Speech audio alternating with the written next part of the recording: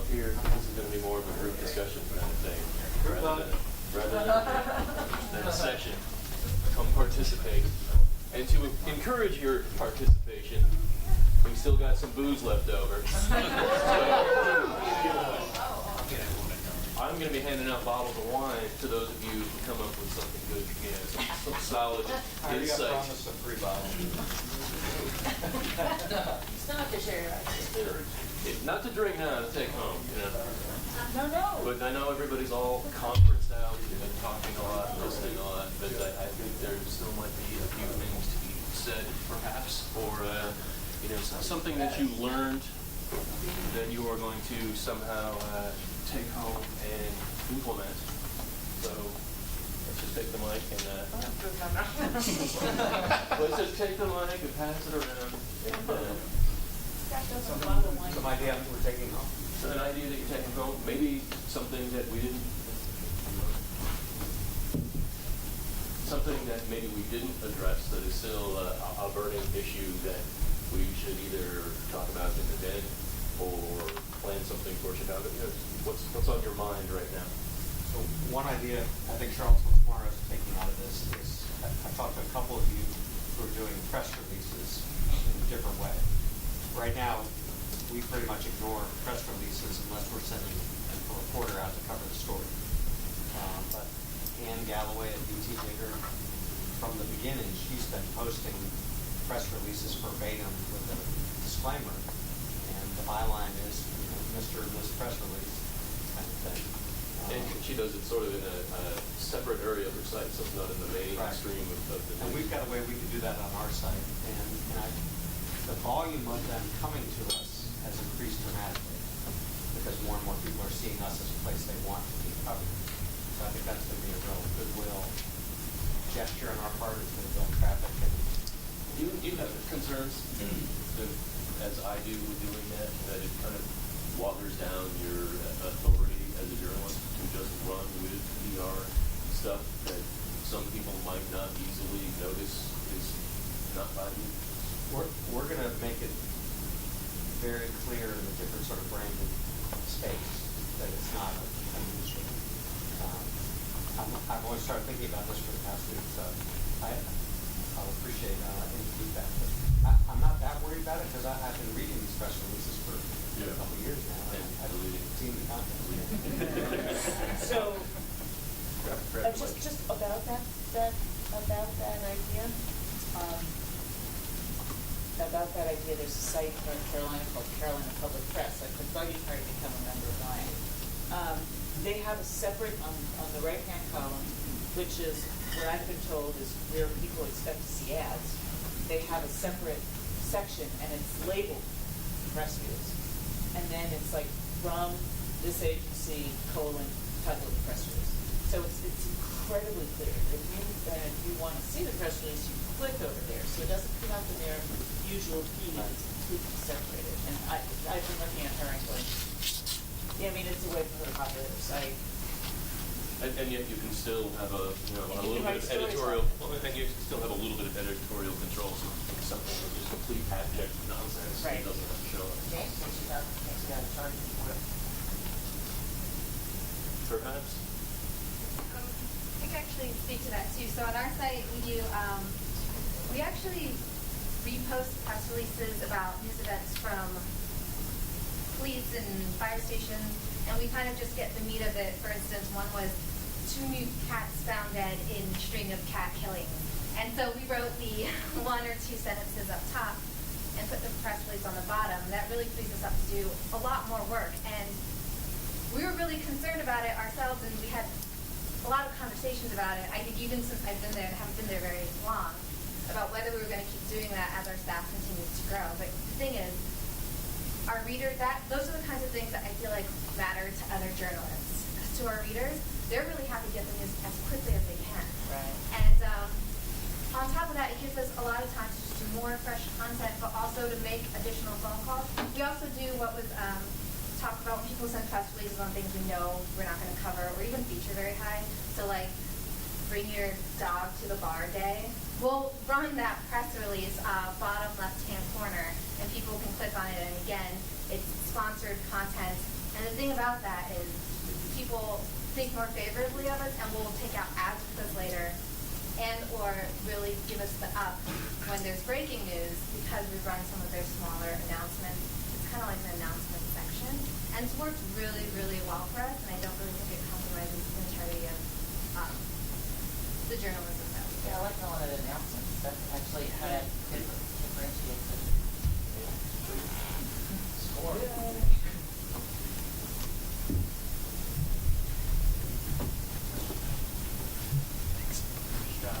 On the subject of the press releases, I was talking to Brian, our policy's kind of been, and I think it's worked pretty well. We've only run press releases. If there's something we would, like a newspaper would have somebody rewrite. One example was our community college got a state grant and they're offering 10 scholarships for a metalworking class. And it's not worth it for us to spend somebody or send it to somebody, have them rewrite it. So we've been running that, and even we've done some stuff, like the congressman, where he had tips for people who needed help with getting disability, like who to contact. So we've been running those things, the kind of things where we couldn't write it any better. We can't add anything new. We stay away from the community college has some ad pitches type content where they're bringing in a guest like that. We're not going to rewrite, but if it's something that's of value and we can't add anything, that's kind of what our policy's been. We've had no problem so far. I mean, I always kind of feel dirty as like a journalist running that, but I don't think a single reader has ever said anything or cared. Most people think journalists are dirty anyway. Yeah. Anyway. As an outsider, I just want to say that I'm really inspired by all the great work that you guys are doing. I grew up in a local newsroom. My mom's still an investigative reporter for Ogden newspaper in West Virginia. And I just want to stress from my background the importance of social media not as just as something you do, but as something you take really seriously in terms of developing your digital audience. And I was talking to Rose last night. Jonah Peretti who founded BuzzFeed, gave this great presentation in 2008, and he said it's not good enough to have great content. You also have to have great distribution. And he showed a slide, and I tweeted this under the hashtag last night, but he showed a slide comparing in the 20th century Judaism and the Church of Jesus Christ of Latter-day Saints and the population of each. And the Jewish population stays the same, but over the 20th century, the distribution model of Mormonism, 2 years of required missionary work, you see the Mormon population skyrocket over the 20th century. And I would encourage you to, if you have a big investigation, if you have a big series or something that you're going to push, think about the social strategy behind that. Draft tweets, draft Facebook posts, come up with the video that's going to work on Facebook, send it out to key influencers in that community that it's going to touch. And I'm more than happy to help any of you just at Springer. And if you're ever in New York and you want to come by to ABC or Good Morning America, let me know. You're all welcome to come. But really think about that. It's not marketing. It's more like how do we tap into influencers in a community to get our story out there, our content. What do you think about, I'm sure you've heard this, so at the Times, for example, I hear that every time you write a story, you have to also, when you submit 3 tweets that can go out about your story. Should we be having our reporters do the same thing? I think that there's a saying at Facebook that I adopted from my social team at ABC News, which is you can do anything, but you can't do everything. Right. And it's all a matter of resources. If you think your reporters have the time, you might because you're doing more feature-y, or it's not day of, if you're the Ithaca Voice of Ithaca, and they're writing about car wrecks and stuff, I don't know if I need 3 to use in a car wreck. But if you're doing rural health stories, to me, that makes a lot of sense.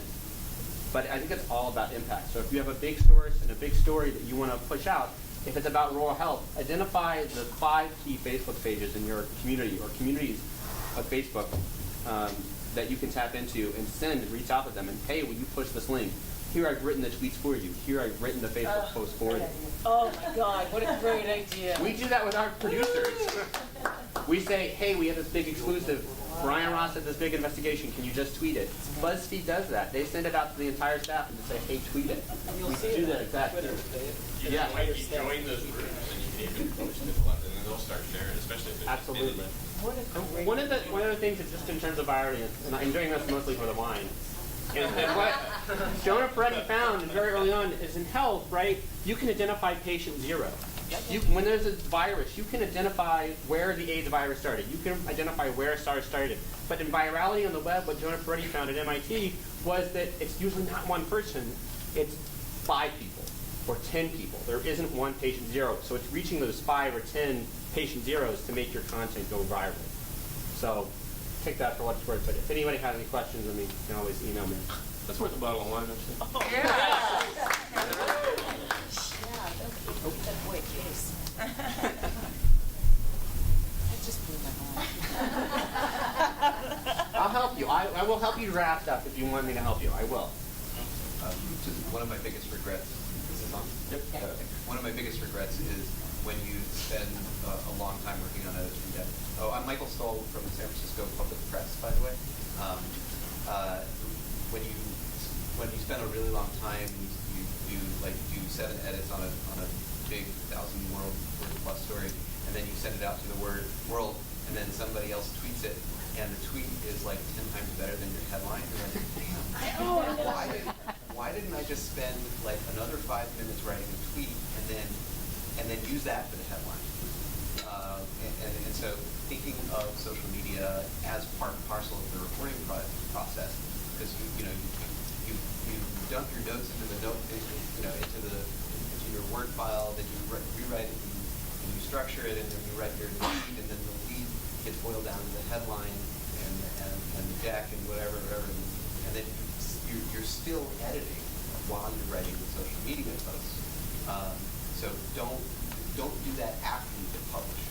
I've gone back and changed the leads based on what I thought of when I was posting on Facebook, and trying to come up with that little blurb there to go along with it. I'll be like, oh crap, that's actually that's way more important than that boring stuff that's showing up in the summary. I need to go with LinkedIn and get a debug so it'll show up right. Yeah, and that's it's almost like it's in a way it's crowd editing, and you're getting the best out of the content from your audience directly. But actually, that's not what I want to talk about. I just learned in the last 10 minutes a whole lot from my small nonprofit newsroom that's been around for 6 years. Brian from Charlottesville Tomorrow has been around for 10 years and has just recently broken into partnering with the local newspaper. And he says it's made his organization what it is.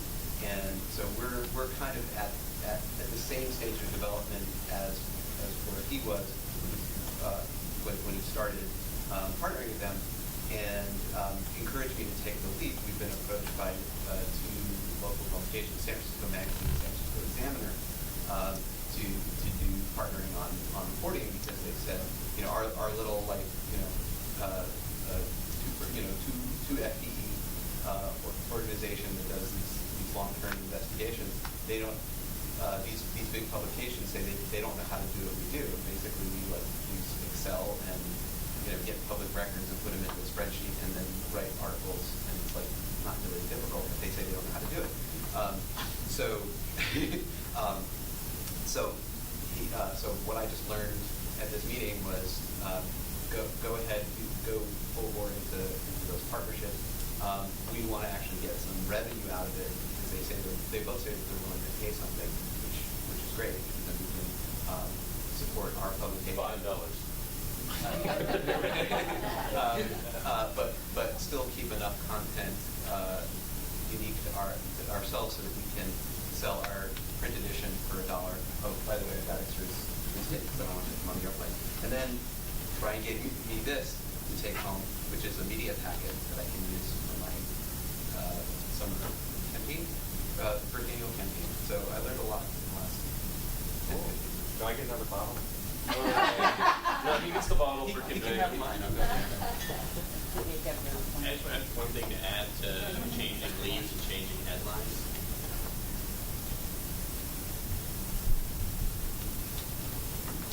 If you push it out, you got to make sure your CMS supports a redirect. You change it. Because if not, you're going to screw all the traffic to people that already pushed it out. Because it's very important that whatever CMS you're using. That's one of the sort of pitfalls of a lot of WordPress installs, is that the headline is what generates the URL, and then end up with either a brand new headline or the old headline might not actually be correct anymore. And suddenly you're 404ing on the old headline. Well, that either. In our system, we've run basically triggered off of a good old-fashioned newspaper slug that I have been guilty of accidentally posting something with, 6-digit date _ slug as the URL. Usually I notice that. Somebody.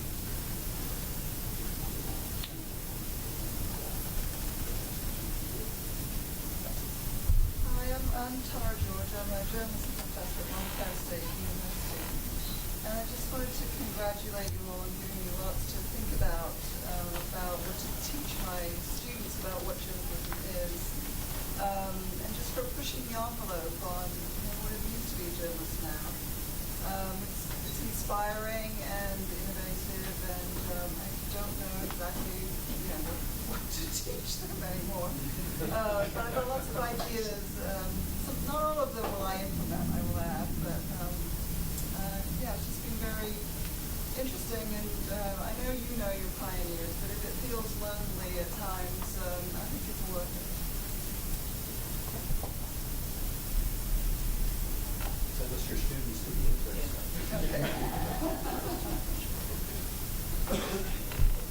I just want to share a story that I wanted to share during the internship thing. So I had my very first intern and my second intern or something. She came. I'm going to imitate her because she really did kind of so speak to her voice. And so she blew a deadline. And I was depending on her to have this story ready, and she didn't. So the next day, I was taking her out with me to do these interviews out into the rural part of the state to talk to these people who ran a free fund. So we're driving out. It's a nice day. We're chatting. So we kind of, get about a half hour into the drive, and I was a little quiet to part. And I said to her, "So, Kelsey, we're having a place. Kelsey, it doesn't really work to blow a deadline like that." "Yeah, I'm sorry." And I said, "So, what is it you want out of this internship anyway?" She goes, "I really want to learn more about the healthcare system. I'm really passionate about health reporting." And I was like, "That's really great. But you know what you really want out of this internship?" She's like, "No." What? And I said, "You want me to write you a kick-ass recommendation. And you want me to be the person that you want employers, when you're graduating next year, come to talk to. And then I will sing your praises up and down." Oh. I said, "You know how you do that?" She's like, "No, how?" I said, "You're timely and you communicate.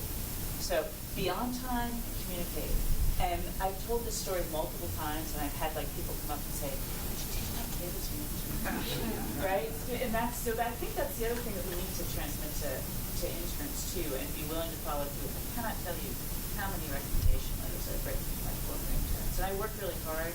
We work really closely together. We sit down together and edit stories, which is really literally either we're on the phone and we're in Google Doc, or I'm sitting next to them, I'm like, "This is why I'm going to change this. Do you know why? What do we need here?" And it really only takes about a half hour for each story, but we go through each one, and the kids just get incredible sort of feedback from it.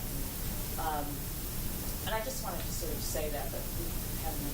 That's something that students are just pretty much oblivious to. And they don't even realize that you don't even need to be an intern for some editor across the country to give me a call. Somebody who's graduating from the U of A and an editor who knows that I'm in Tucson will give me a call. "Hey, do you know this kid? Have you seen anything that they've done?" Or I saw this kid's byline on your website. Yeah. And how were they? Did she learn from that? Oh yeah, she got a lot better. We've had plenty that haven't. She got a lot better. I can't bring it home. I'm on the phone. Did you check it back? No, I'm going to just go back. Well, put it next to a firearm. That's good. Okay. Here, we'll kind of go now. The right story about TSA. We're going to run and get on the Chinatown bus in a minute, so apologies in advance for gassing after this. But I think we've heard a lot of great ideas about partnerships, both editorial and business, which we haven't really been able to do much of. And I think in particular the idea of a printing partnership, really resonated with us because we have a monthly print magazine, and I think that would be if we could figure out some sort of trade, maybe it's an editorial trade, it would be a great situation. But thanks to everyone for a great couple of days. Cool. Thank you. Open the ball. So I didn't mention it earlier, but we have a publishing partnership with Digital First Media. Digital First Media. There's a lot of refugees at Journal Register Company here that become the Digital First Media. Matt Rienzo actually he's our interim director, and he's the guy that closed the deal for us. And basically, I just want it is a way to get revenue, but you have to be careful not to give away the store. You know, like you got to get some money out of it, but you also have to be cognizant of the fact that you are giving up content, and if they don't drive traffic back to your site, it's not that helpful. You know, so what we did, we talked to our lawyer about it. You know, he had an idea of how we might do it. It was very savvy, but so they have the opportunity to print everything that we post that we produce ourselves, and they're obligated to do like an expanded fair use on their websites. So 3 or 4 sentences or like that, and they're among our top referrals.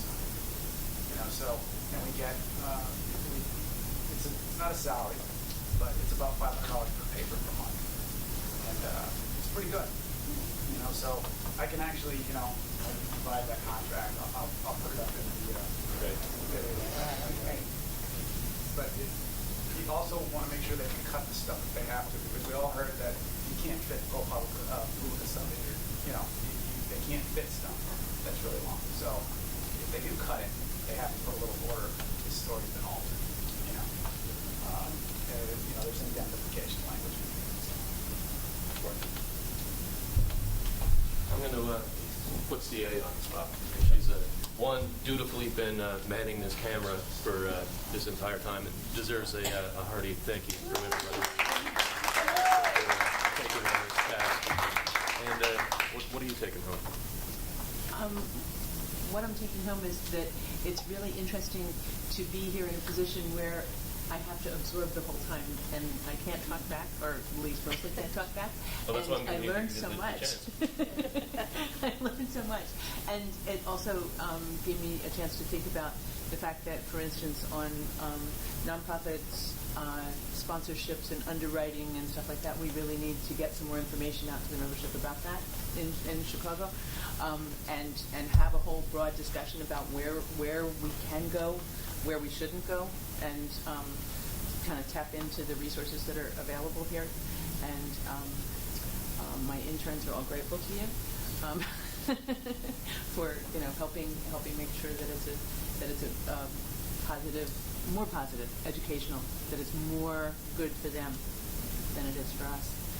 And I just love all of the wacky ideas and not so wacky but really smart ideas.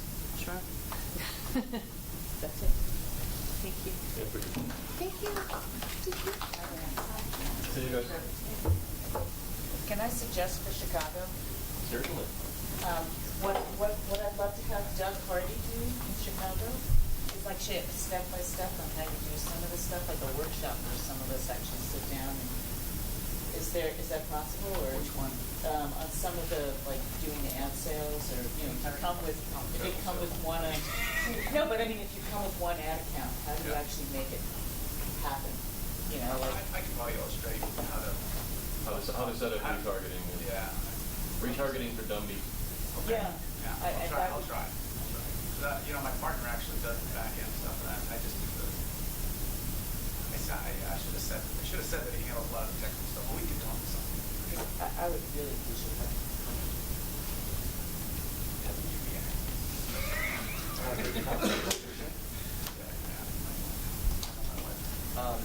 So I'm Mike Blaney from the Good Voice. I just wanted to say, one of the things that I really got out of this was just hearing just specific ideas for revenue, diversifying revenue.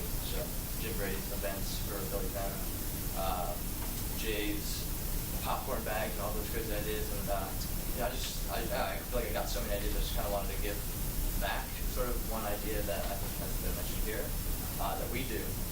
We actually have a partnership with the Ithaca Visitors Bureau, who manages an events calendar.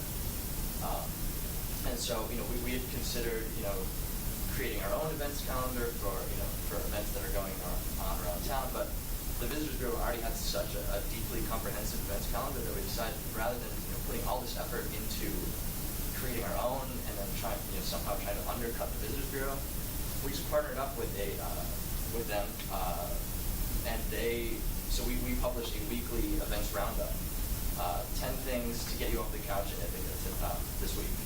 Wow. And so they provide the content, they provide the photos for each event, and we edit it. We make sure that it follows our sort of our sponsorship guidelines, and we pretty much just hit the publish button on it.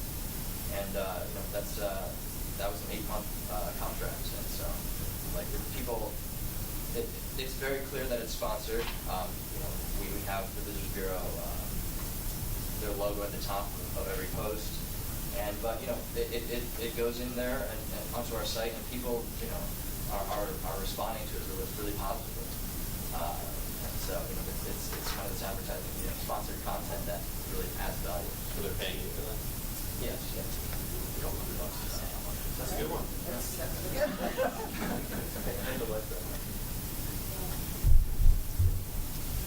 So a little bit of follow-up on that.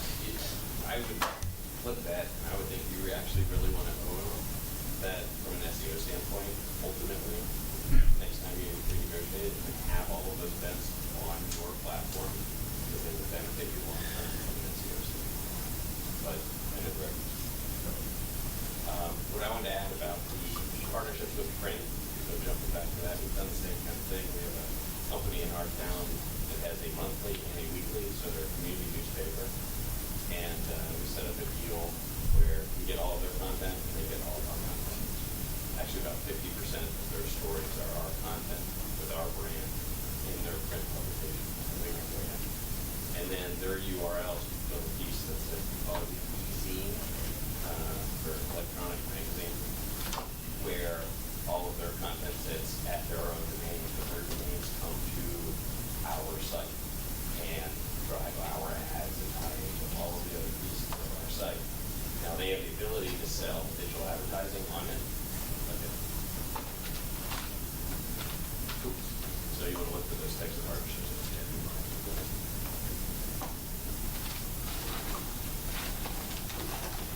We've got one more bottle of wine. Pretty good. You can try something. Samples are available. I'll take the wine, but Who's going to win the wine? I'll take the wine, but I don't need the wine.